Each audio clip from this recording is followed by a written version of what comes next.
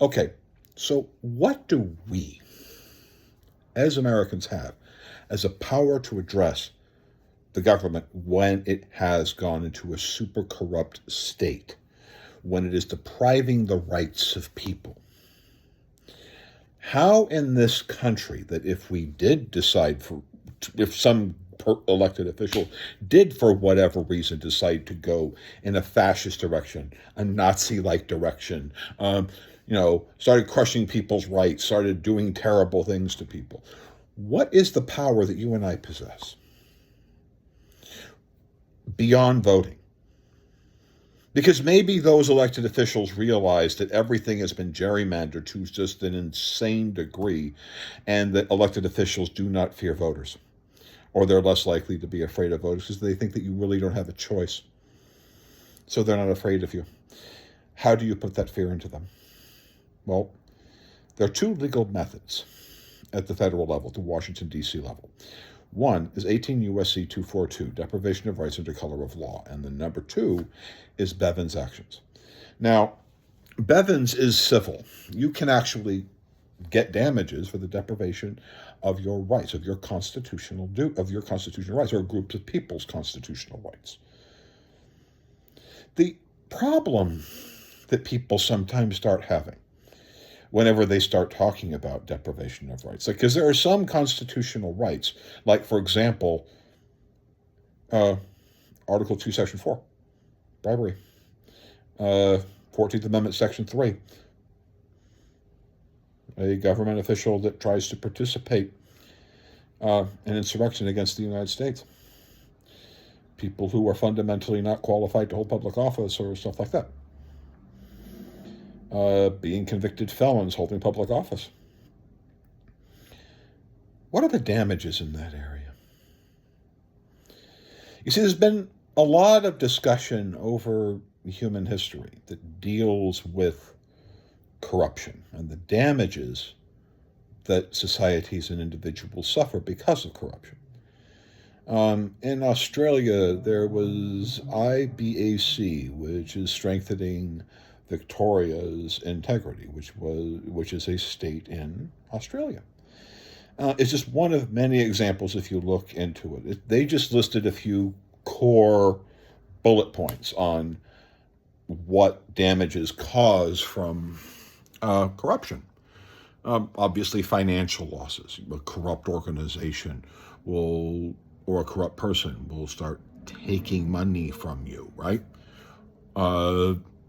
Morale for those people who are working for an organization or working for the government. Damages to its reputation.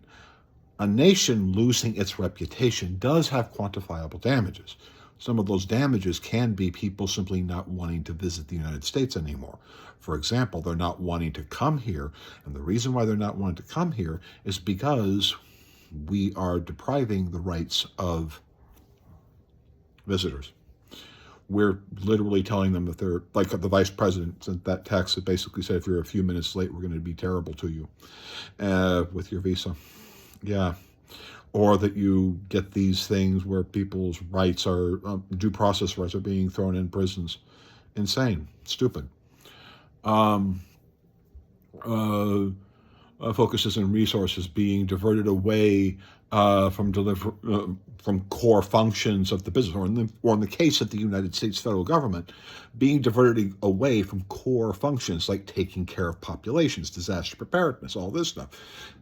Corruption, like a convicted felon president, or a person who is in violation of the 14th Amendment, Section 3, who the Constitution says should not be there, or is engaging in bribery, starts doing more bribery, for example, diverting money from disaster relief into their back pocket or into other things, diverting money from people who need services in order to benefit themselves. Or increase scrutiny over people, trying to horribly hoard over those people who would call for ethics. Not having ethics, these are damages. These are quantifiable damages, known damages from human history. In addition, uh, community impacts, waste of taxpayer funds, the loss of services. Low-income communities start losing their benefits, disadvantages to honest businesses. Honest businesses trying to simply do business with the government. Of course not, because you cannot conduct business with the government anymore because of this dishonorable person running it. You see, these are damages of Bivens' actions.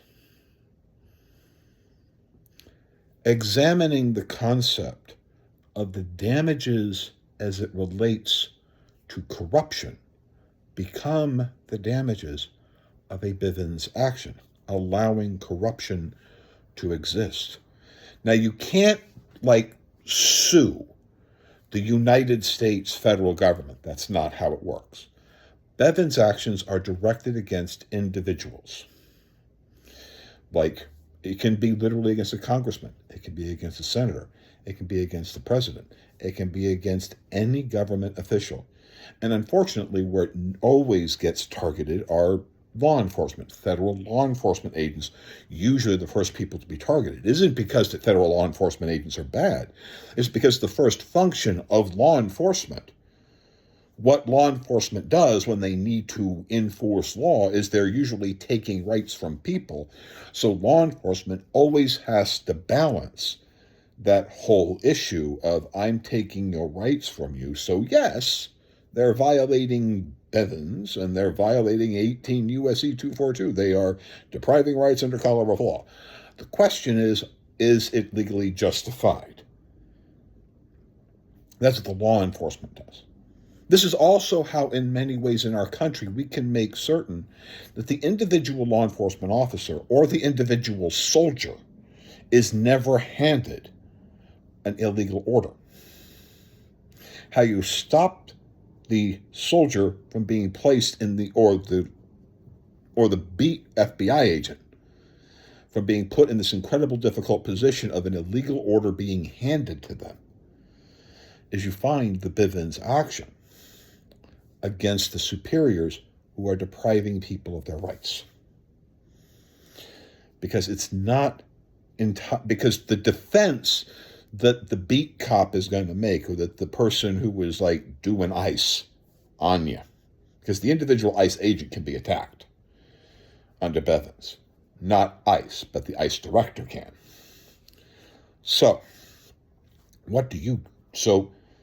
the ICE agent is just going to say, listen, I'm just following orders. I got the directive to break into people's homes without these other things because of what was handed to me from Pam Bondi. Not my fault, it's my superiors. I was just following orders. Which they're not supposed to say. But they are right in that they are placed into this impossible position. It's one of the reasons why I'm looking around for how to get people together to do Bivens actions, not against the beat agent. It's not always their fault. It's the superior. If the superior is handing to the beat agent illegal orders, then it comes upon us, people who believe that our government can be honorable and ethical, to do Bivens actions against leadership. As so that leadership hands constitutional and binding orders to that frontline officer, to that frontline cop, to act and behave lawfully, which that individual ICE agent who is ethical, is wanting to do the job and wanting to be ethical about it, wants to do that. The problem is, if the order coming down to them is to defy people's rights, then it should be the responsibility of us as people who are on the outside willing to take legal action, should be to go after mid-level and higher in Bivens actions. So let's have that discussion now, here in this video.